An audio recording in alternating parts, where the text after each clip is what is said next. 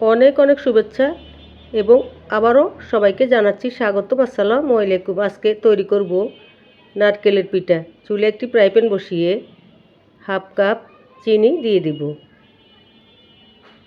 এরপর 2 টুকরো তেজপাতা, 2টি এলাচ, 2 টুকরো দারচিনি দিয়ে দিব। চিনিগুলিকে ক্যারামেল তৈরি করে নিব। এখানে আমি 1 কাপ নারকেল কোড়া দিয়ে দিব। নারকেল আর চিনি যখন আটালো হয়ে যাবে এরপর নামিয়ে একটি প্লেটে তুলে নিব। 20 মিনিট আগে ময়দার সাথে গরম পানি, লবণ, তেল দিয়ে ডোটি তৈরি করে রেখেছিলাম। এরপর নারকেলের সাথে যে মশলা দিয়েছি মশলাগুলি তুলে ফেলে দিব। আমরা সবসময় যে পাতলা করে রুটি বানাই তার থেকে একটু মোটা করে রুটিগুলি বেলে নিব।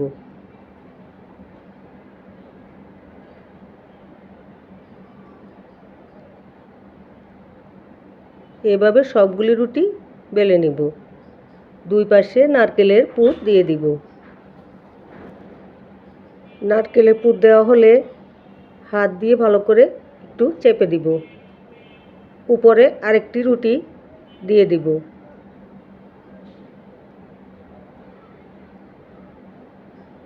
একটি গ্লাস দিয়ে গোল গোল করে কেটে নিব।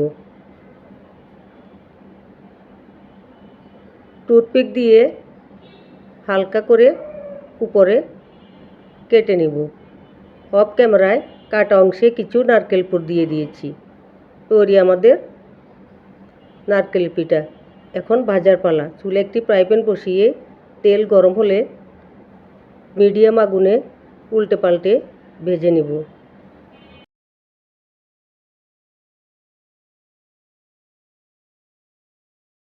ভাজা হলে একটি প্লেটে তুলে নিব। খুবই ভালো লাগে এই নারকেল পিঠা খেতে।